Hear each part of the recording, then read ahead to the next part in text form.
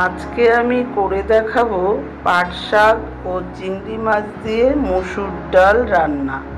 তার জন্য আমি নিয়ে নিয়েছি 2 মুঠ পাট শাক, কেটে নিয়েছি ঝুরি ঝুরি করে, 100 গ্রাম চিংড়ি মাছ আর 100 গ্রাম মসুর ডাল। পাট শাক ও চিংড়ি মাছ দিয়ে মসুর ডাল করার জন্য প্রথমে আমি চিংড়ি মাছটাকে পরিষ্কার করে ধুয়ে হাফ চামচ লবণ আর হাফ চামচ হলুদ দিয়ে ম্যারিনেট করে রেখেছি। মসুর ডালটাকে আধা সিদ্ধ করে নিয়েছি আর পাট পাতাকে ধুয়ে পরিষ্কার করে নিয়েছি। এবার প্রথমে চিংড়ি মাছটা কড়াইতে ছেড়ে দেব। ওভেনে আমি একটা কড়াই বসিয়ে দিয়েছি। প্রথমে চিংড়ি মাছটা ভেজে নেব। চিংড়ি মাছ ছেড়ে দিলাম।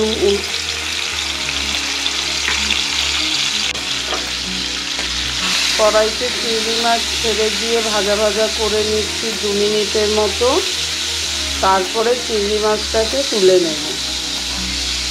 আমার চিংড়ি মাছ ভাজা হয়ে গেছে, আমি তুলে নিয়েছি। এবার চিংড়ি মাছ ভাজা তেলের মধ্যেই ফোড়ন দিয়ে দেব। প্রথমে দেব 2টো চেরা কাঁচা শুকনো লঙ্কা, একটু ভেজে নিয়ে এর মধ্যে অল্প কালো জিরে দিয়ে দেব।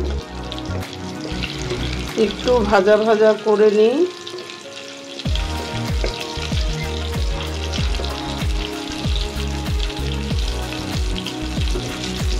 এবার কেউ যদি পেঁয়াজ দিয়ে আপনারা খেতে চান, এই সময়ে ফোড়নটা দেওয়ার পরে রসুন আর পেঁয়াজ কুচি প্রথমে আগে দিয়ে দেবেন, তারপরে পাট পাতাটা ছাড়বে। আমরা যেহেতু পেঁয়াজ দিয়ে খাইনি, সেই জন্য এই রকমভাবে করছি। আমার শুকনো লঙ্কা ভাজা হয়ে গেছে। এবার কালো জিরে ছেড়ে দিলাম।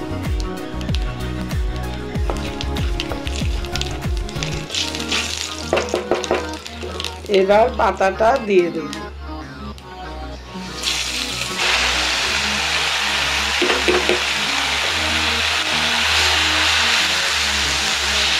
পাট পাতাটাকে ভালো করে ফোড়নের সাথে মিশিয়ে নেব।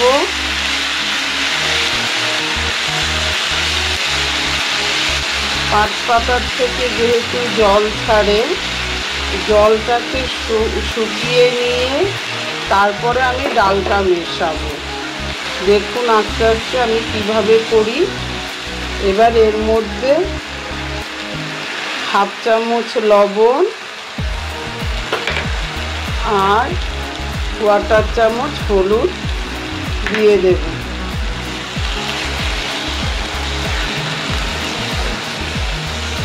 ভালো করে মিশিয়ে নিই। মিশিয়ে মিনিট 5 মতো কষালেই জলটা শুকিয়ে যাবে। দেখুন জলটা অনেকটাই শুকিয়ে এসেছে। আমি এবার এর মধ্যে 2টো কাঁচা লঙ্কা চেরা আর হাফ চামচ চিনি অ্যাড করে দেব।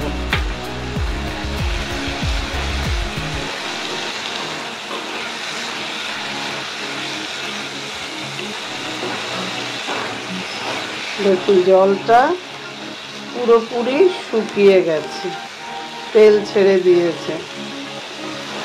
এবার আমি ডালটাকে এর মধ্যে দিয়ে দেব।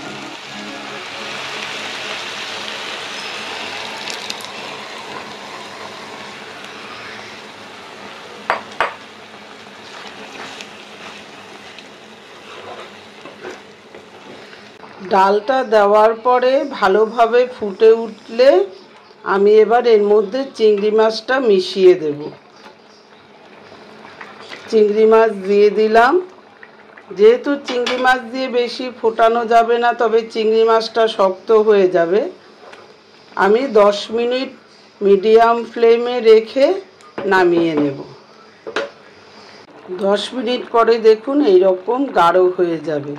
তবে একদম গাঢ় করে নামাবেন না, কেন এটা ঠান্ডা হলে আরও গাঢ় হয়ে যাবে, শুকিয়ে যাবে জলটা। তাই বলছি একটু পাতলাই রেখেই নামাবেন। আর এটা আপনি মটর ডাল দিয়ে মুগ ডাল দিয়েও করে খেতে পারেন। তবে এবার সার্ভ করে দিচ্ছি, টেস্ট করে বলবেন, কমেন্ট করবেন।